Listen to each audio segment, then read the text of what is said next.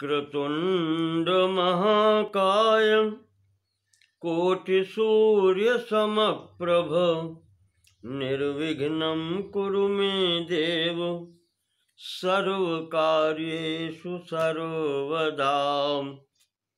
यः स्थूलसूक्ष्मः प्रकटप्रकाशो यः सर्वभूतो न च सर्वभूतः विश्वं यतश्चैतदविश्वहेतो नमोऽस्तु तस्मै पुरुषोत्तमाय नमोऽस्तु तस्मै पुरुषोत्तमाय।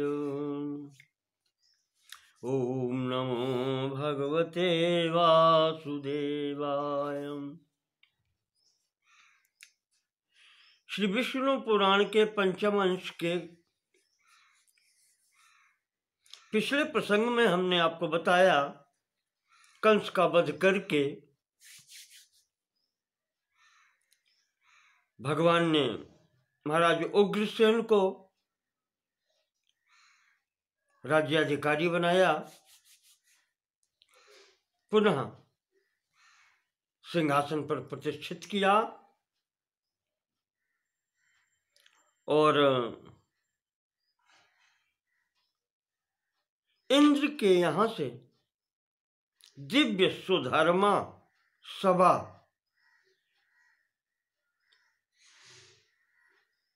मंगा करके प्रतिष्ठित की महाराज उग्रसेन के बैठने के लिए। तत्पश्चात दोनों भाइयों का, बलराम जी का और भगवान कृष्ण का यज्ञोपवीत हुआ और महर्षि संदीपन के आश्रम में अवंतिकापुरी विद्याध्ययन के लिए गए। वहां से आकर के वहां विद्या पूर्ण की और तत्पश्चात गुरु दक्षिणा के रूप में गुरु जी का मृत पुत्र पुनः लाकर के संयमनीपुरी से गुरु जी को सौंपा। तत्पश्चात मथुरा आ गया।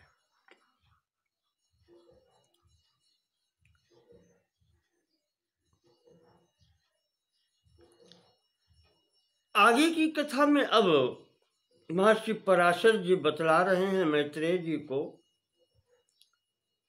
कि मैत्रेय जी जरासंध सुते कंस उपये में महाबला अस्तिम प्राप्तिम च मैत्रेय तयोर भर्तृहणम हरिम।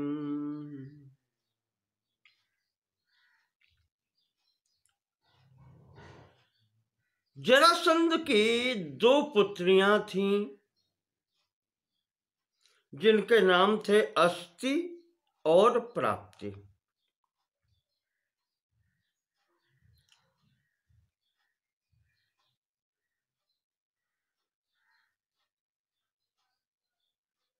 महाबलः कंसः उपये में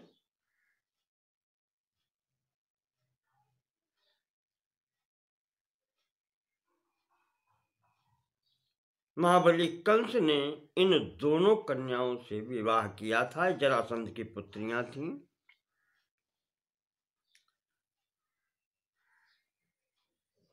जब उसने ये सुना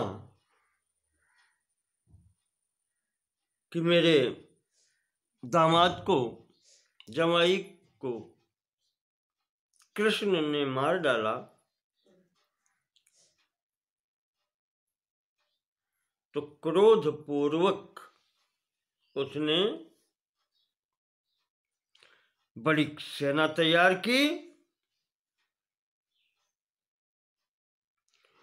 और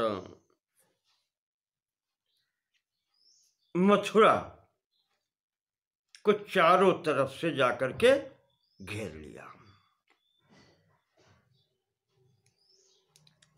श्रीमद् भागवत में कहा है कि स तद अप्रियमाकर्ण्यो, जो अप्रिय घटना थी वो उसने जब सुनी है, शोकामर्षयुतो नृप, दुख और क्रोध से व्याकुल हो गया। अयादवीं महीम कर्तुम चक्रे परम मुद्यमम, जिसके समक्ष, जिस समर्थ पिता के समक्ष उसके पुत्रियों के सुहाग कोई उजाड़ दे तो फिर वो पिता क्या नहीं कर सकता।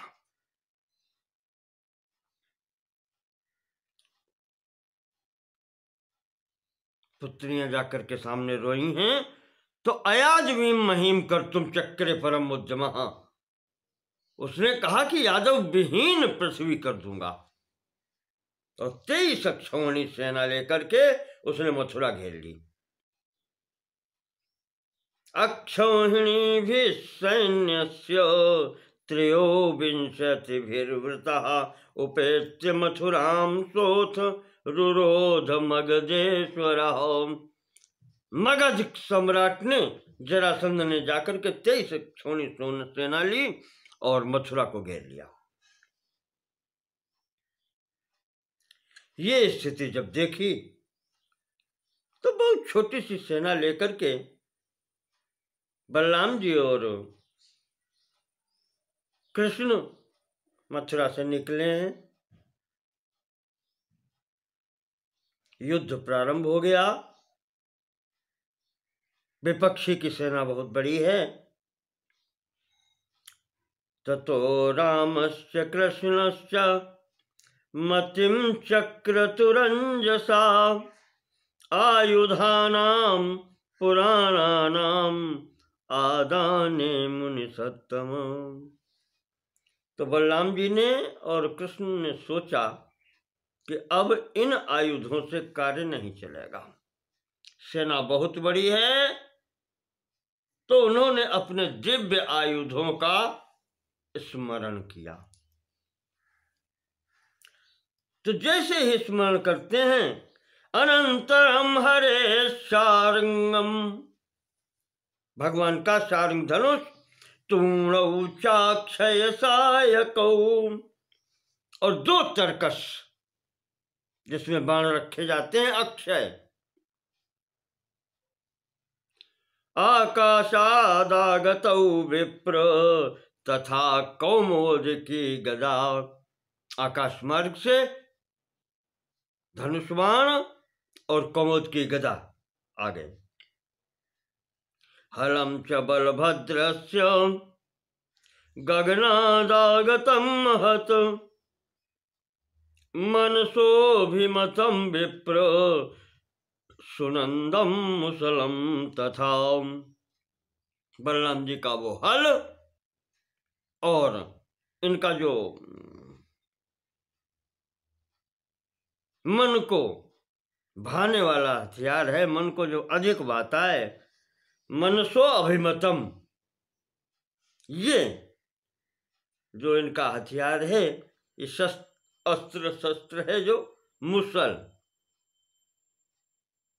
ये भी आ गया। दोनों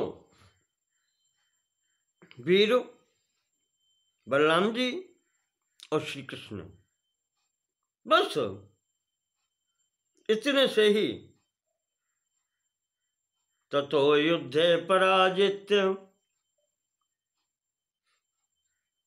ससैन्यम मगधाधिपम,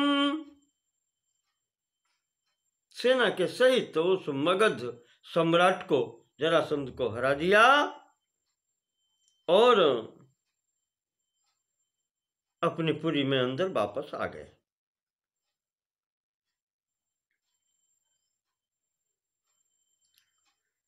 इधर जरासंध भाग गया, पराजित होकर के छोड़ दिया उसको।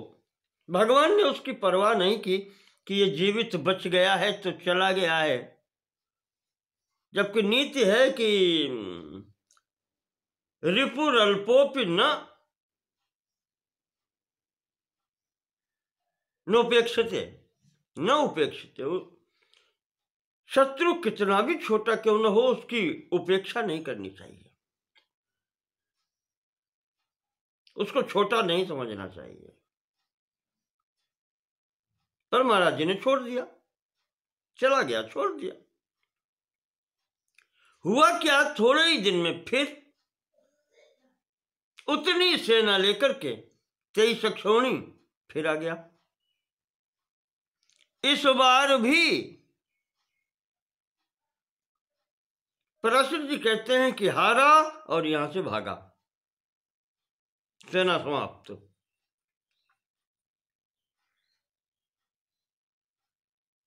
हिम्मत नहीं हारा। पराशर जी कहते हैं मैत्रेय जी 18 बार लेकर के आया 23 अक्षौणी सेना।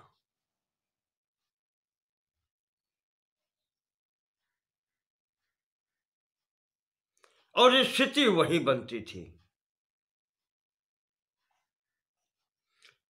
सर्वे श्वेतेषु युद्धेषु, इन सभी युद्धों में स्थिति वही बनती थी कि यादवैश्च पराजितः, यादवों के द्वारा वो पराजित होता था। अपक्रांतो जरासंधः स्वल्प सैन्यैर्बलाधिकः, स्वल्प सैन्यैर अपक्रांतो जरासंध बलाधिकः, छोटी की सेना के द्वारा जरासंध हारता था और भागता था, जबकि उसकी सेना बहुत बड़ी थी। पराशर जी कहते हैं मैत्रेय जी ये सब भगवान का प्रभाव है।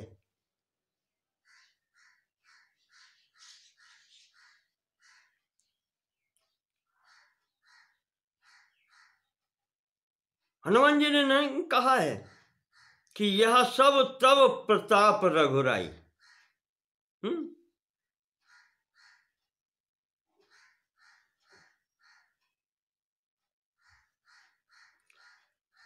तो प्रताप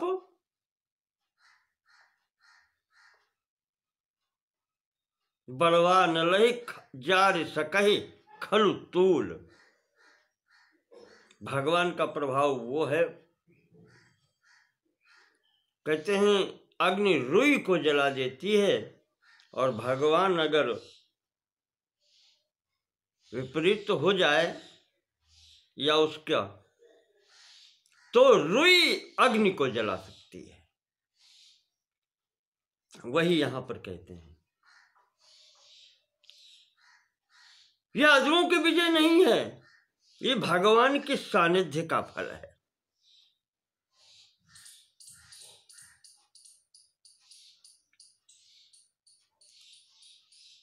और भगवान यहां खड़े होकर के जो मनुष्य शरीर धारण किया है, इस कारण से मानवोचित कार्य कर रहे हैं। युद्ध करना चाहिए, इसलिए योद्धा के वेश में यहां खड़े हैं। अन्यथा पराशर जी कहते हैं मैत्रेय कि मन सैव जगत सृष्टिम संहारम च करोति यः। जो परमात्मा सत्ता केवल संकल्प मात्र से सृष्टि की उत्पत्ति कर देती है और सृष्टि का लय कर देती है, संहार कर देती है। तस्यारि पक्ष क्षपणे ज्ञान उद्यम विस्तरः। उस शत्रु पक्ष को मिटाने के लिए ज्ञान उद्यम विस्तरः, कितना बड़ा उद्यम करना पड़ेगा उसको, क्या उपाय करना होगा उसको। केवल संकल्प मात्र से मनसा एव जगत सृष्टिम करोति, मनसा एव, मन में विचार करता है सृष्टि हो जाती है।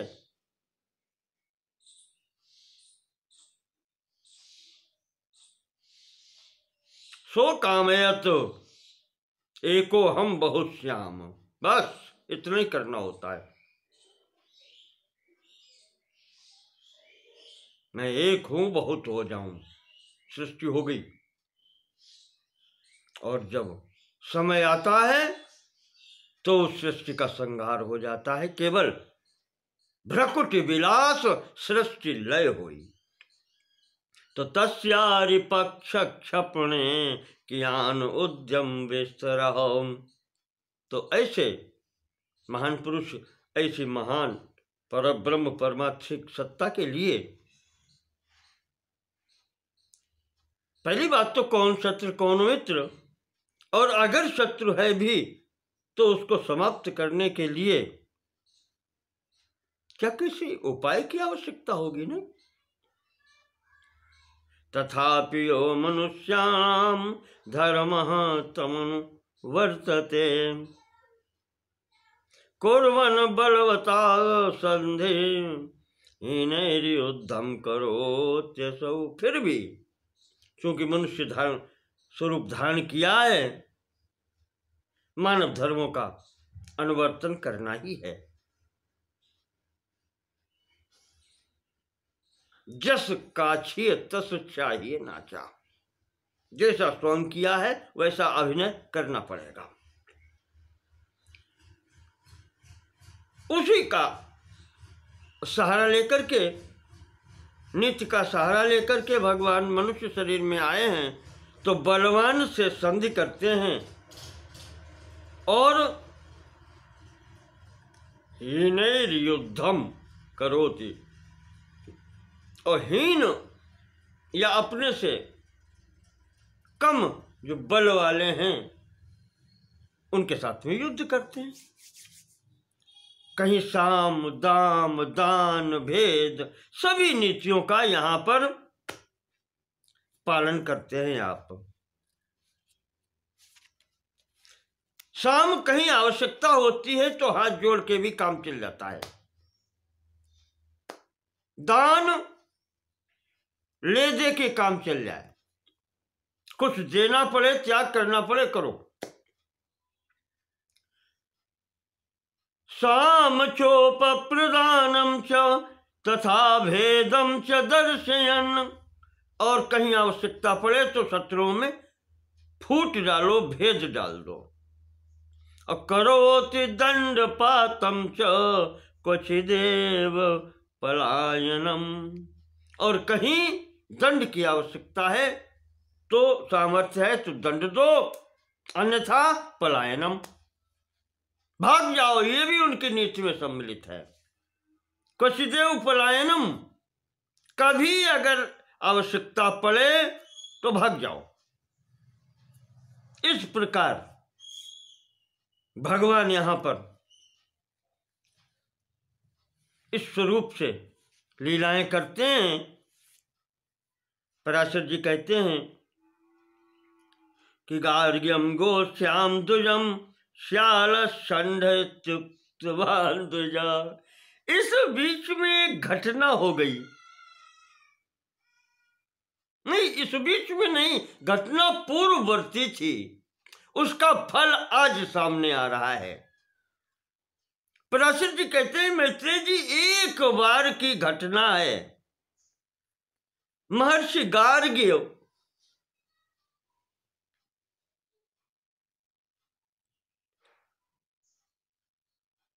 से उनके साले पत्नी के भाई ने इन यादवों की सभा में कभी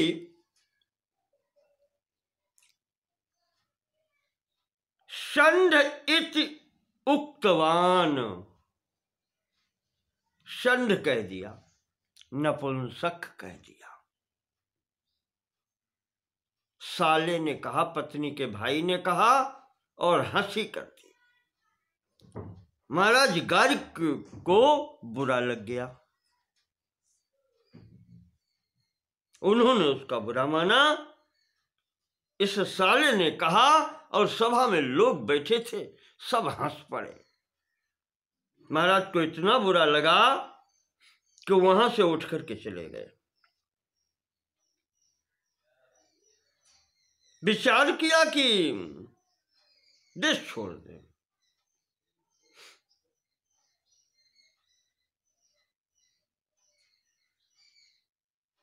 इतना मतलब क्रोध आया कि दक्षिण दिशा में निकल गए, समुद्र तट पर जाकर के वहां पर महादेव जी की उपासना में बैठ गए और मैत्रेय जी अधिक क्या कहें, लोहे का चूर्ण भक्षण करते थे वो पूरी तपस्या में। उन्होंने और कुछ नहीं लिया, लौह चूर्ण, लोहे पर रेती को चला करके जो बुरादा उसका बनता है महीन वाला, वो महाराज फाँकते थे तपस्या करते समय।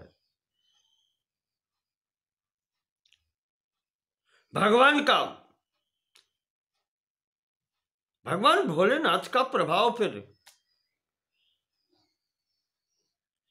बहुत विचित्र है। 12 वर्ष तक महर्षि गार्गी ने तपस्या की। तो ददौ वरम चतुष्टोस्मयि वर्षे तु द्वादशे हरः। 12 वर्षों की तपस्या के बाद में भगवान भोलेनाथ ने आकर के वरदान दिया। कहते हैं कि एक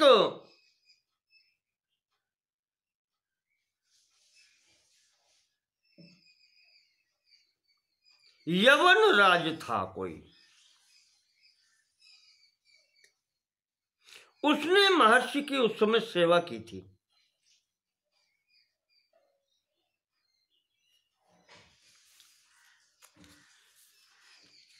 अंततः संतुष्ट होकर के महाराज ने वहां पर एक स्त्री से संपर्क हो गया और उससे महाराज जी को एक पुत्र की प्राप्ति हुई। वही पुत्र उन्होंने उस यवन राज को दे दिया जिसका नाम काल यवन हुआ। देखें आप, महर्षि गार्गी का इस यवन राज के क्षेत्र से क्षेत्रज पुत्र की उत्पत्ति, जिसका नाम है काल यवन।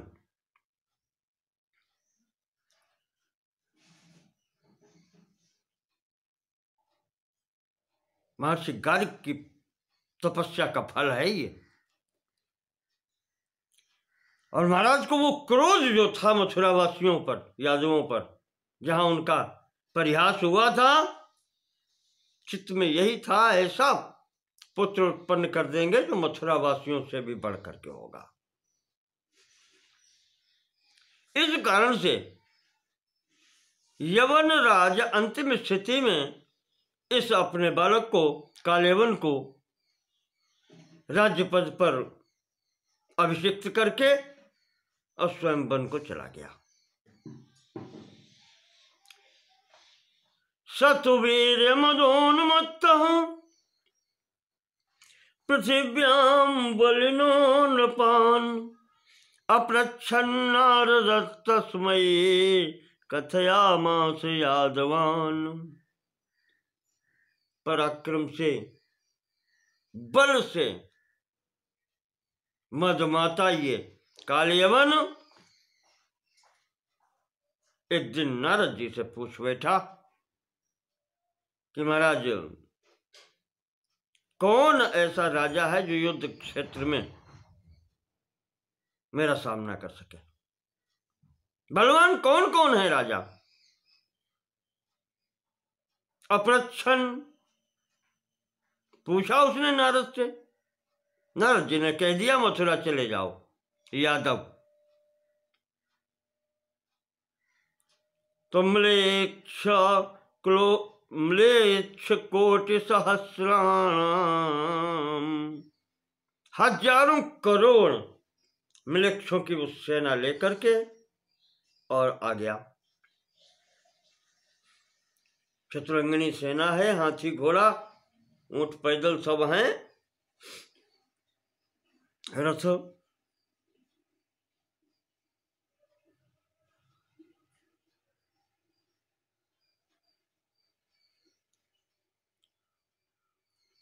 यादवान प्रतिसामर्शो मैत्रेय मथुराम पुरीम। यादवों के प्रति अमर्ष से भरा हुआ, ईर्षा क्रोध से भरा हुआ ये मथुरा पहुंचता है।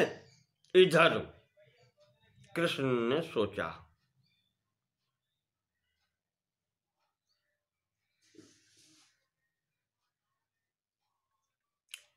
क्या सोचा? कृष्णोऽपि चिन्तयामास क्षपितं यादवं यादवं बलम। कहा कि एक तो उधर सेना जो हमारी है छोटी है, यवनेन रणे गम्यम, और मागधस्य भविष्यति। इस यवन के साथ युद्ध में सेना कम हो सकती है और पीछे से ही वो मगध सम्राट फिर आता होगा।